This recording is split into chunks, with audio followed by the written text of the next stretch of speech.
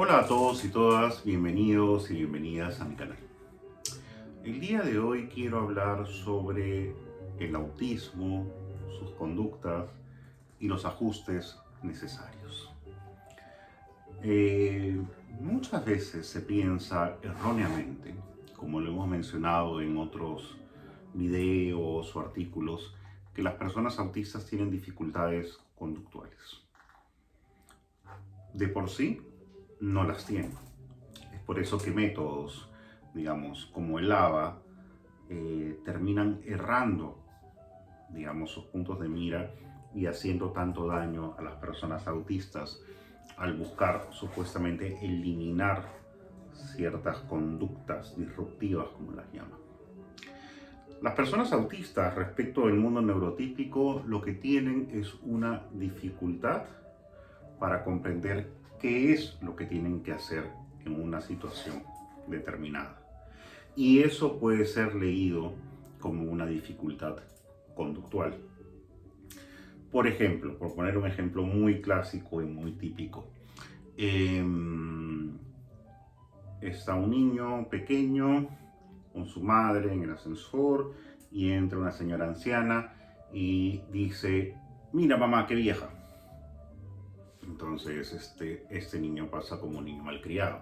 Y si le decimos no digas eso, va a decir: pero ¿por qué? Si está vieja. O por ejemplo, el niño que va, digamos, y toma un juguete de otro compañero en el aula sin pedir permiso. ¿Qué es lo que une a estas dos situaciones? Digamos que hay una serie de normas sociales neurotípicas que no están interiorizadas todavía.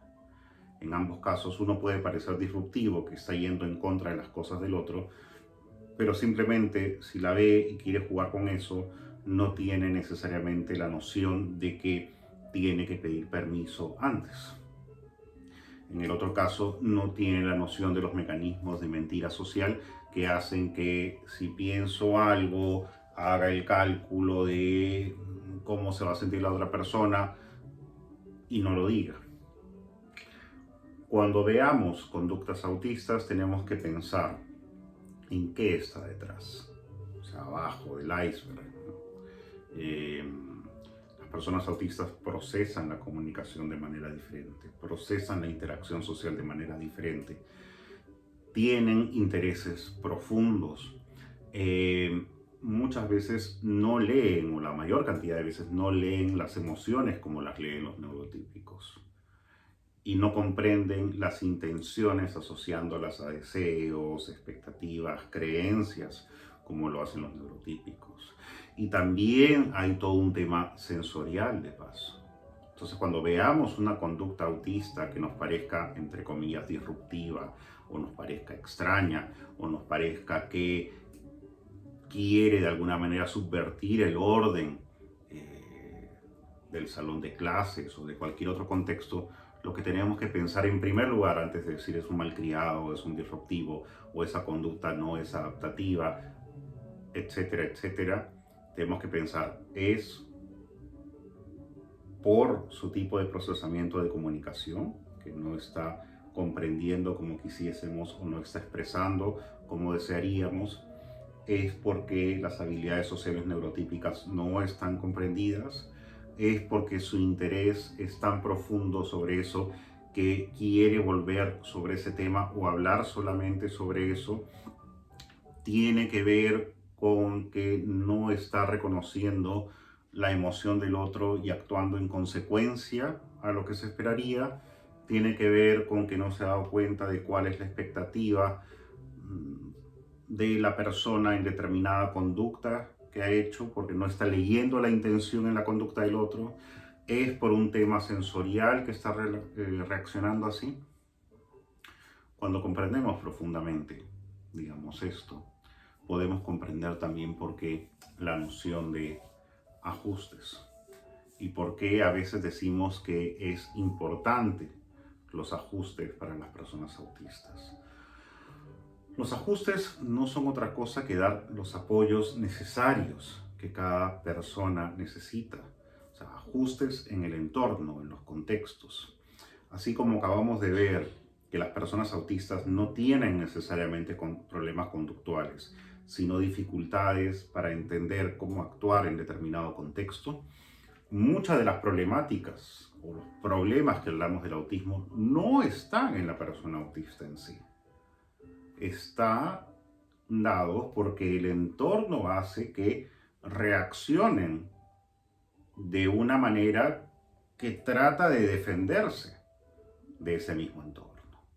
Por ejemplo, ir a un centro comercial, las luces de neón, la bulla, la cantidad de gente, puede hacer que una persona autista se sobrecargue y grite o haga aparentemente un berrinche, una pataleta que decimos está siendo malcriado. No, ese entorno es un atentado contra sus propios sentidos o contra su noción o su idea de orden, predictibilidad. Hay una serie de motivos.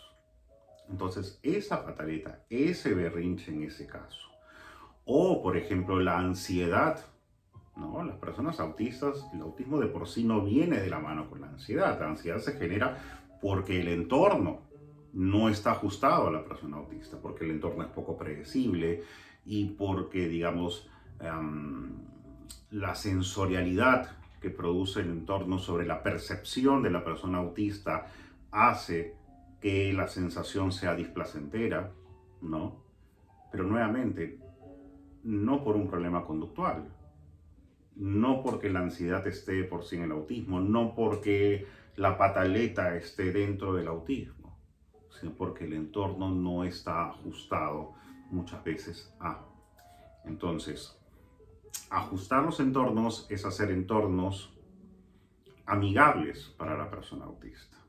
Con esto no quiero decir que no hay que trabajar con las personas autistas también para darles herramientas cuando los entornos no puedan estar adecuados. Pero a veces enseñamos mucho formas de control de la ansiedad, anticipación, ejercicios de respiración sobre la ansiedad, etcétera, etcétera. Y le damos una serie de herramientas a las personas autistas y eso erróneamente nos puede llevar a pensar que, claro, como las personas autistas son ansiosas, hay que darles esas herramientas. No, porque el mundo no está ajustado y no es empático hacia las personas neurodivergentes y por lo tanto autistas desarrollan esa ansiedad. Entonces, lo que solemos llamar como conductas autistas disruptivas muchas veces son una forma más bien de adaptación a un entorno que no está ajustado ni es adecuado a sus necesidades o a su forma de comprender y procesar.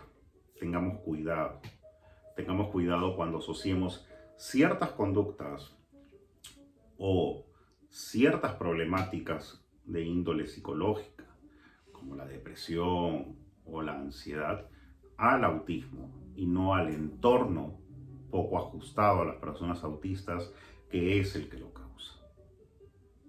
Entonces, nuestra comprensión del autismo tiene que ser profunda en todas sus características para poder determinar cuándo es un problema del entorno sobre la persona y cuándo la dificultad proviene genuinamente de la persona. Y en ambos casos, las necesidades de apoyo tienen que ser dadas, pero son distintas. Espero que esto nos sirva para comprender un poco más sobre el tema del autismo y sus conductas. No juzgar premeditadamente y sobre todo no juzgar sobre la perspectiva y desde la perspectiva neurotípica. Muchas gracias por acompañarme y con ustedes será hasta la semana siguiente, siempre con la música de Glenn Gould.